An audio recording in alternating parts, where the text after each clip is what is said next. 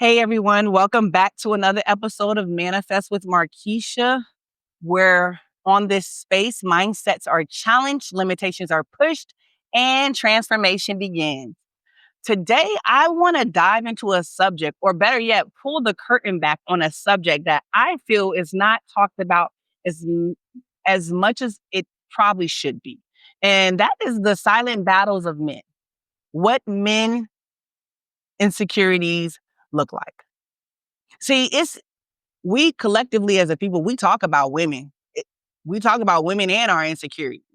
We talk about how does insecurity show up for us, how it holds us back, and how we heal from it as women. But what about the men? What does insecurity look like for them? How do they cope in a world that often silences their vulnerability? My brother and I were talking about some emotional challenges that men have to go through the other day. From a young age, boys are typically told, hey, don't man up, don't cry, toughen up. Boys don't cry, things like that. Uh, I know I was raised in an era where children are to be seen, not heard. And so it was even far worse for the boys. The boys were taught to be tougher. Vulnerability was and is in many regards today labeled as a weakness. And being sensitive is called being soft. So what happens to these boys? Well, wounded boys grow into wounded men. Men learn to suppress their feelings instead of expressing their feelings. They internalize pain and they mask it. They mask it with things such as like bravado or humor or silence. And these boys take all of these things into adulthood. This creates men who appear strong, but are really fighting silent battles. Men who don't say, I feel hurt, but instead they show up angry, distant, and most of the time emotionally unavailable. Insecure men can trace back to insecure children, or better yet, childhood wounds. Those childhood wounds usually stem from things like an emotionally absent or unavailable father or mother, or being in a household where your feelings weren't safe to express, where you were constantly compared and you were criticized and you were being told that you weren't man enough because you did X, Y, and Z. And I feel so bad. And it's so sad because these boys grow into men who doubt themselves, who question their worth and struggle with vulnerability because they were never taught how to properly process emotion. So they learn how to depend on coping mechanisms like avoidance or control or aggression or overachievement. See, insecurity isn't a loud thing always.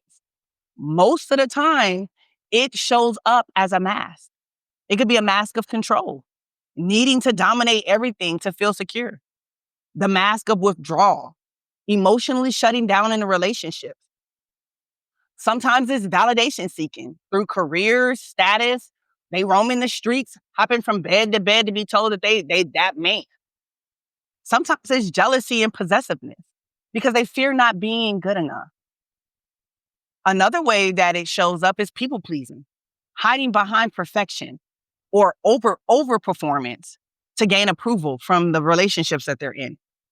See, we're conditioned to believe these behaviors are who these men are, not really realizing all it is a symptom of deeper wounds.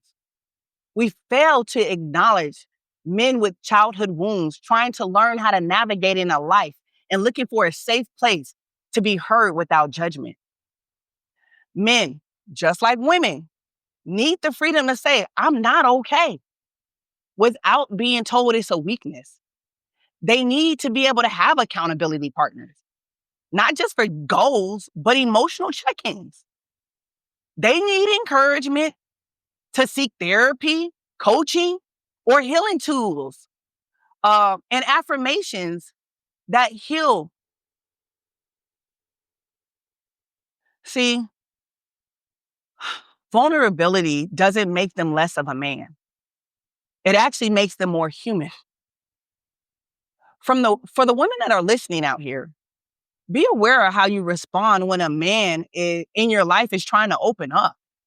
Don't shut them down with phrases like, you're being too sensitive or just get over it. Aren't you a man?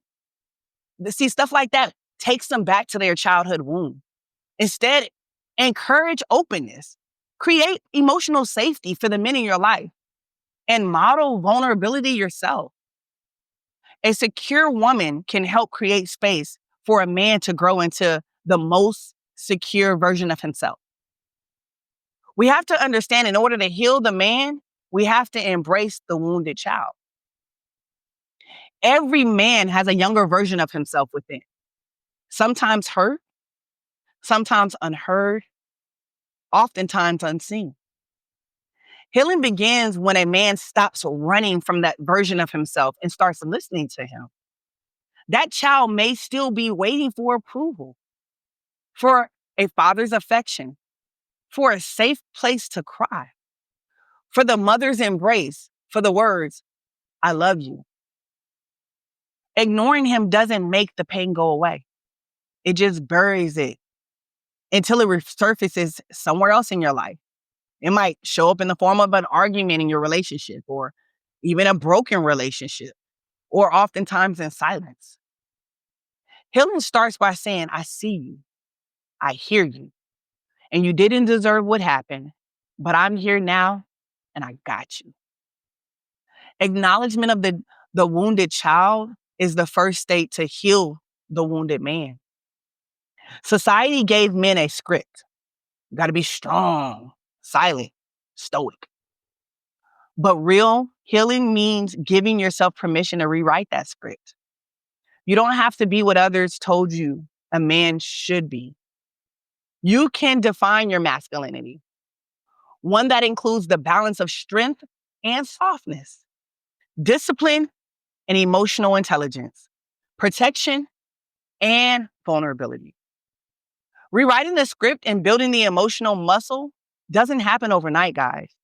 It took years to program the inner child, and it will take time, patience, and compassion with persistence to build the emotional muscle necessary to heal the wounded child. Just like physical strength, emotional strength takes intentional effort, but that buildup can absolutely be done.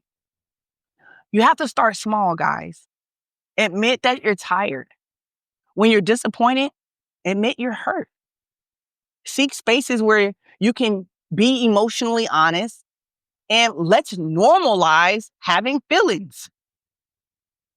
Supportive people around you is going to be essential for healing the inner child. Challenge yourself to speak instead of shutting down, because the more you practice, the stronger your emotional voice becomes. Listen, healing doesn't happen in isolation. It happens in safe connections. So surround yourself with people who support the growth in your life over your ego. Connect with other men who are also healing. Brotherhood is rooted in honesty, and it is a powerful thing to be okay with letting go of relationships that no longer support the place that you're trying to go and who want to keep you locked to the old version of you. When you embrace your inner child, you also have to become the adult needed in your life. You have to be the one who speaks life to you. Be the one who sets boundaries and knows your worth. Maybe no one protected you back when you were a child, but now you can say, I protect me. Maybe no one validated your feeling. Now you can validate your feeling. Know that healing allows you to father yourself, reparent your wounds, and show up whole. See, men, my hat goes out to you guys.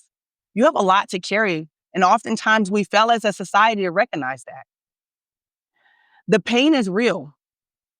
Your healing is valid and your emotions matter. But I want to remind you, you don't have to carry it all. You don't have to keep quiet, and you don't have to stay where you are. Embrace the inner child, begin to heal, and know that your whole version is waiting for you. Guys, this episode is not to call you out, it's to call you up. It's choosing the power to heal, the freedom to embrace the boy within so that the man can rise. So let's not continue to break down our men. Let's continue to break down the walls in order to build the people up. Until next time, guys, keep pushing, keep believing, and keep manifesting.